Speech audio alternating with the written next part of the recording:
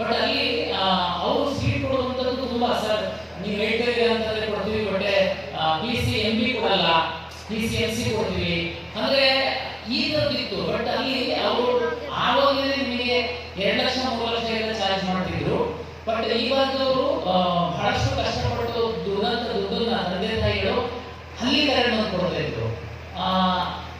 ಉಡುಪಿ ಮತ್ತೆ ಮಂಗಳೂರು 2 ಜಿಲ್ಲೆಯಲ್ಲಿ ನಾನು ಇದ್ದಿರೋದ್ರಿಂದ ಉಡುಪಿ ಮತ್ತೆ ಮಂಗಳೂರು ಏನು ಕರ್ನಾಟಕದಲ್ಲಿ ಎಜುಕೇಶನ್ ಕಾಂಪಿಟೇಟಿವ್ ಅಂತಂದ್ರೆ ಈ ನೀಟು JEE ಮತ್ತೆ ನಮ್ಮ CET ಅಲ್ಲಿ ಆಕ್ಚುಲಿ ಶಿಕ್ಷಣ ಕೊಡ್ತಾ ಇದ್ದಾರೆ, ವಿದ್ಯಾರ್ಥಿಗಳು ಕಷ್ಟಪಡ್ತಿದ್ದಾರೆ. ಬಟ್ ಆದ್ರೆ ಅದು ಬಿಸ್ನೆಸ್, ಅಲ್ಲಿ ಶಿಕ್ಷಣ ಬಿಸ್ನೆಸ್ ಆಗಿ ಮಾಡ್ತಾ ಇದ್ದಾರೆ. ಬಟ್ ನೀವೆಲ್ಲ ಹೆಂಗೆ ಸಾಧಕರನ್ನ ಹೇಳಿದ್ದೀರಾ, ನೀವು ನಿಜವಾಗ್ಲೂ ಇಲ್ಲಿ ನಾನು ಸ್ವಾಮೀಜಿ ಅದನ್ನೇ ಕೇಳಿದೆ ಏನ್ ಚಾರ್ಜ್ ಮಾಡ್ತೀರಿ ಅಂತ. ಇವತ್ತು ನೀವು ಮಂಗಳೂರಲ್ಲಿ ನೀವು ಹೇಳಿದ್ರೆ ಅದು 1/3 ಚಾರ್ಜ್ ನಿಮಗೆ ಮಾಡ್ತಾ ಇದ್ದಾರೆ. ಕೆಲವೊಂದು ಪೇರೆಂಟ್ಸ್ ಮನಸ್ಥಿತಿ ಹೇಗಿದೆ ಅಂತಂದ್ರೆ ನೀವೇನಾದ್ರೂ ಹಣನ ಕಡಿಮೆ ಇಟ್ಟಿದ್ದೀರಾ ಅಂತಂದ್ರೆ ಶಿಕ್ಷಣ ಒಂದು ಅವರೇಜ್ ಇದೆ ಅನ್ನುವಂತಹ ಭಾವನೆ. ಆದ್ರೆ ಇವತ್ತು ಕಳೆದ ವಾರದಲ್ಲಿ ಒಂದು ಇಡೀ ರಾಜ್ಯದ ಪುಟಗಳಲ್ಲಿ ಬರುವಂತೆ ಒಂದು ಅಡ್ವರ್ಟೈಸ್ಮೆಂಟ್ ಕೊಟ್ಟಿದ್ರು ಸ್ವಾಮೀಜಿ ಅವರು. ಈ ಶಿಕ್ಷಣ ಸಂಸ್ಥೆಯ ಏನು ಸಾಧಕರು ಯಾವ್ಯಾವ ಕೋರ್ಸ್ಗಳಲ್ಲಿ ಎಷ್ಟೆಷ್ಟು ಸಾಧನೆ ಮಾಡಿದ್ದಾರೆ ಅನ್ನುವಂಥದ್ದು.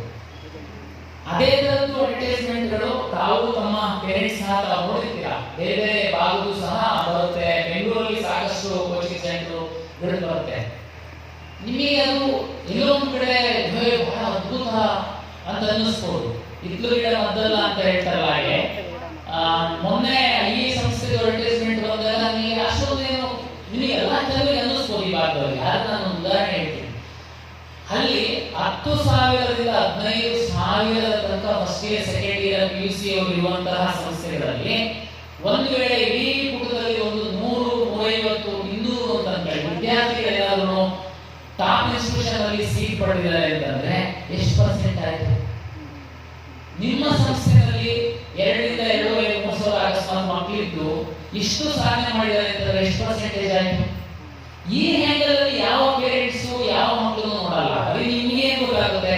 ಪತ್ರಿಕೆಯಲ್ಲಿ ಬರುವಂತಹ ಫೋಟೋ ನೋಡ್ತೀರಾ, ಆ ವೆಬ್ಸೈಟ್ ಅಲ್ಲಿ ಹೋಗಿ ನೋಡ್ಬಿಡ್ತು ಅಂತಂದ್ರೆ ಬಹಳ ದೊಡ್ಡ ದೊಡ್ಡ ದೊಡ್ಡ ಪ್ಯಾಲೇಸ್ ತರ ಇರುವಂತಹ ಬಿಲ್ಡಿಂಗ್ ಅನ್ನ ನೋಡ್ತೀರಾ.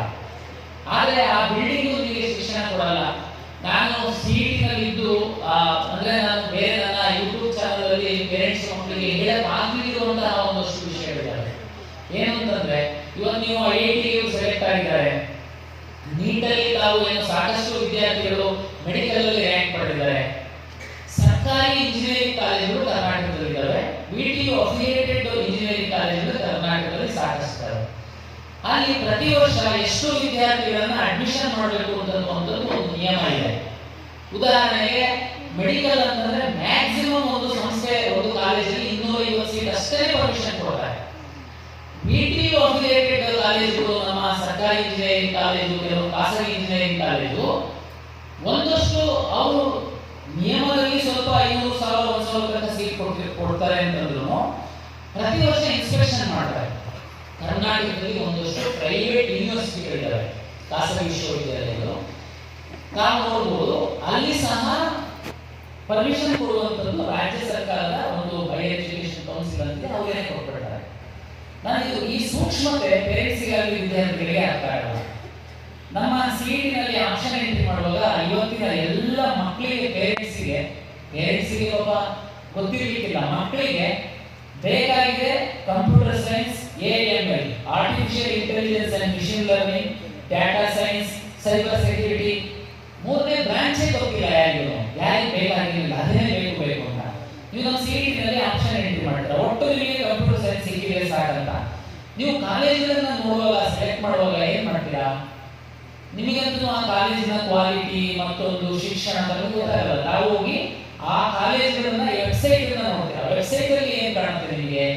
ದೊಡ್ಡ ದೊಡ್ಡ ಬಿಲ್ಡಿಂಗ್ಗಳನ್ನ ನೋಡ್ತೀರಾ ನೀವು. ಪ್ಯಾಲೇಸ್ ತರ ಬಿಲ್ಡಿಂಗ್ಸ್ ಇರುತ್ತೆ, ಅದನ್ನ ನೋಡಿ ಆಪ್ಷನ್ ಎಂಟ್ರಿ ಮಾಡ್ತೀರಾ, ತಮಗೆ ಕಂಪ್ಯೂಟರ್ ಸೈನ್ಸ್ ಇರುತ್ತೆ. ನಾನು ಹೇಳೋದು ಬಿಲ್ಡಿಂಗ್ಗಳಿಂದ ನಿಮಗೆ ಕ್ವಾಲಿಟಿ ಶಿಕ್ಷಣ ಸಿಗಲಿಕ್ಕೆ ಸಾಧ್ಯ ಇಲ್ಲ. ಈ ಒಂದು ಶಿಸ್ತು ಏನಿದೆಯಲ್ಲ, ನಾನು ಕಳೆದ 20 ವರ್ಷಗಳಿಂದ ಬೇರೆ ಬೇರೆ ಅಸಿಸ್ಟೆಂಟ್ ಕಮಿಷನರ್ ಇಂದ ಅಡಿಷನಲ್ ಡೆಪ್ಟಿ ಕಮಿಷನರ್, CO ತನಕ ಕೆಲಸ ಮಾಡಿದ್ದೀನಿ. ಜಿಲ್ಲಾ ಪಂಚಾಯತಿ CEO ಆಗಿದ್ದಾಗ ಈ ಸಮಾಜ ಕಲ್ಯಾಣ ಇಲಾಖೆ ಮತ್ತು BCM ಇಲಾಖೆಗಳ ಹಾಸ್ಟೆಲ್ಗಳನ್ನ ನಾನು ಬಹಳ ಹತ್ತಿರದಿಂದ ನೋಡ್ತಾ ಇದ್ದೆ. ಸರ್ಕಾರ ತಾವು ಲೆಕ್ಕ ಹಾಕ್ಬೋದು, ಒಂದು BCM ಹಾಸ್ಟೆಲ್ ಮಗುಗೆ ಏನು ಖರ್ಚು ಮಾಡುತ್ತೆ, ನಿಮ್ಮ ಲೆಕ್ಕದಲ್ಲಿ ಮಗು ಬೆಳಗ್ಗಿಂದ ಸಂಜೆ ತನಕ ಇರುವಂತಹ ಸಂದರ್ಭದಲ್ಲಿ ಊಟ ಮಾಡುವಂತದಕ್ಕೆ ಏನು ಖರ್ಚು ಮಾಡುತ್ತೆ, ನಿಮ್ಮದು ಸಹ ನಿಮ್ಮ ಊಟಕ್ಕೆ ಲೆಕ್ಕ ಆಗ್ತು ಅಂತಂದ್ರೆ ಏನು ತಿಂಗಳಿಗೆ 4,000 5,000 ಖರ್ಚು ಬರಬಹುದು ಅಂತ ಅಲ್ಲ. ಒಂದು ನಮ್ಮ ಸರ್ಕಾರಿ ಹಾಸ್ಟೆಲ್ ಮಗುಗೆ ಖರ್ಚು ಮಾಡುತ್ತಿರುವಂತದ್ದು, ಉದಾಹರಣೆಗೆ BCM ಇಲಾಖೆ ಅಂತಂದ್ರೆ ಅಲ್ಲಿ BCM ಇಲಾಖೆ ಪ್ರಿನ್ಸಿಪಲ್ ಸೆಕ್ರೆಟರಿ ಮಂತ್ರಿಯಿಂದ ಹಿಡಿದು ಇಲ್ಲಿವರೆಗಿರುವಂತಹ ಎಲ್ಲ ಸಿಬ್ಬಂದಿಗಳ ಎಕ್ಸ್ಪೆಂಡಿಚರ್ ಎಲ್ಲದನ್ನು ಸೇರಿದ್ರೆ ಒಂದು ಏನು ಡಿವೈಡ್ ಮಾಡಿದ್ರೆ ಒಂದು ಮಗುಗೆ ಪ್ರತಿ ತಿಂಗಳು ಏನು ಖರ್ಚು ಬರ್ಬೋದು ಅಷ್ಟನ್ನ ನಾವು ಖರ್ಚು ಮಾಡ್ತಿದೀವಿ. ಬಟ್ ದುರದೃಷ್ಟವಶ ಈ ಶಿಸ್ತನ್ನ ನಾವು ಅಲ್ಲಿ ನೋಡ್ಲಿಕ್ಕೆ ಆಗ್ತಾ ಇಲ್ಲ. ಅಷ್ಟು ಸರ್ಕಾರ ಖರ್ಚು ಮಾಡ್ತಿದೆ, ಶಿಸ್ತನ್ನ ನೋಡ್ಲಿಕ್ಕೆ ಆಗ್ತಾ ಇಲ್ಲ. ಶಿಕ್ಷಣ ಕೇವಲ ಓದುವಂತದ್ದು ಒಂದು ಸಂಸ್ಥೆಯಲ್ಲಿ ಒಂದು ಸೀಟನ್ನ ಪಡೆಯುವಂತದ್ದು ಶಿಕ್ಷಣ. ಇವತ್ತು ಎಷ್ಟು ಜನ ಸಾಧನೆ ಮಾಡಿ ಎಷ್ಟು ಜನ ಶಿಕ್ಷಣ ಪಡೆದ್ರು ಎಲ್ಲರಿಗೆ ಸಹ ಉದ್ಯೋಗ ಸಿಕ್ಕಿಬಿಡುತ್ತೆ. ಉದ್ಯೋಗ ಸಿಕ್ಕಿದವರು ಅಷ್ಟೇ ಸಾಧ್ಯ ಇಲ್ಲ. ನೀವು ಶಿಕ್ಷಣ ಪಡೆಯುವಂತಹ ಸಂದರ್ಭದಲ್ಲಿ ಪಡೆಯುವಂತಹ ಈ ಒಂದು ಶಿಸ್ತು, ಒಂದು ಸಂಸ್ಕಾರ ಏನಿದೆ, ನಿಜವಾಗೂ ಇದನ್ನ ನಿಮ್ಗೆ ಸಾಧಕರನ್ನಾಗಿ ಮಾಡುತ್ತೆ. ನೀವು ಮುಂದೆ ಎಷ್ಟೇ ಎತ್ತರಕ್ಕೆ ಹೋದ್ರೂ ಸಹ ನೀವು ಒಂದು ಸನ್ಮಾರ್ಗದಲ್ಲಿ ನಡೆಯುವಂತಹದನ್ನ ಕಲಿಸುತ್ತೆ. ಅದನ್ನ ಈ ಮಠ ಮಾಡ್ತಾರೆ. ಏನು ಹಳೆಯದೇವರು ಹೊಸ ಚಿಗುರು ಅಂತ ಹೇಳ್ತಾರೆ. ನಾನು ಆಕ್ಚುಲಿ 2008ರಿಂದ 2011 ಇದ್ದಂತ ಸಂದರ್ಭದಲ್ಲಿ ಡಾಕ್ಟರ್ ಬಸವಲಿಂಗ ಪಟ್ಟದೇವರು ನಾನು ನೋಡಿದ್ದೆ. ಯಾಕಂದ್ರೆ ಬಾಲ್ಕಿ ಬಸವ ಕಲ್ಯಾಣ ಆ ಸಂದರ್ಭದಲ್ಲಿ ಸಹ ಬಸವ ಕಲ್ಯಾಣ ಅಂತ ನಮಗೆ ಸಾಕಷ್ಟು ಬಸವಣ್ಣನವರ ಚಟುವಟಿಕೆಗಳು, ಬಸವ ಉತ್ಸವ ಶುರುವಾಗಿತ್ತು ಆ ಸಂದರ್ಭದಲ್ಲಿ. ಹಾಗಾಗಿ ಆ ಸ್ವಾಮೀಜಿಯವರ ನಾನು ಹತ್ತಿರದಿಂದ ಬಂದೆ. ಬಹಳ ಶಾಂತ ಸ್ವಭಾವವಾಗಿ ಬಹಳ ವಿಷಯ ಇಟ್ಕೊಂಡು ಅವರು ಅತ್ಯಂತ ಕಡಿಮೆ ಮಾತಾಡ್ಕೊಂಡು ಅತ್ಯಂತ ಸರಳವಾಗಿ ಇವತ್ತು ಸ್ವಾಮೀಜಿಯವರು ಅಂತಂದ್ರೆ ನಾವು ಬೆಂಗಳೂರಲ್ಲಿ ನೋಡುವಾಗ ಬೇರೆ ಒಂದು ಕಲ್ಪನೆ ಬರುತ್ತೆ. ಆದ್ರೆ ಈ ಸ್ವಾಮೀಜಿಯವರು ಇಷ್ಟು ದೊಡ್ಡ ಸಾಧನೆ ಮಾಡಿ ಅವ್ರನ್ನ ನೋಡಿದ್ರೆ ನೀವು ಬಹಳ ಸರಳವಾಗಿ ಬರುವಂತದ್ದು. ಪೂರಕವಾಗಿ ನೆಕ್ಸ್ಟ್ ಏನು ನಮ್ಮ ಸಣ್ಣವರು ಬಂದು ಚಾರಿತ್ರ್ಯಗಳು ಅವರು ಆ ಕಡೆ ಬಸವ ಕಲ್ಯಾಣ ನನಗೆ ಕೇಳ್ಪಟ್ಟೆ. ನಾನು ಫಸ್ಟ್ ಪೋಸ್ಟಿಂಗ್ ಆಗಿದ್ದರಿಂದ ಬಸವಣ್ಣ, ಬಸವ ಕಲ್ಯಾಣ, ಬಸವಣ್ಣ ಜನ್ಮಭೂಮಿ, ಅನುಭವ ಮಂಟಪ ಸ್ವಲ್ಪ ಟಚ್ಚಲ್ಲಿ ಇದ್ದಿದ್ರಿಂದ ಆ ಕಡೆ ಹೋಗಿದ್ದಾರೆ ಸಣ್ಣವರು. ಹಾಗೆ ಹಳೆಯರು ಹೊಸ ಚಿಗುರು ಅದು ನೆಕ್ಸ್ಟ್ ಲೆವೆಲ್ಗೆ ತಗೊಂಡು ಹೋಗಿದ್ದಾರೆ. ಆಕ್ಚುಲಿ ನಾನು ಖಾಸಗಿ ಕಾರ್ಯಕ್ರಮಗಳಿಗೆ ಆಕ್ಚುಲಿ ಹೋಗಲ್ಲ ಅಂತಂದ್ರೆ ಅತ್ಯಂತ ವಿರಳ.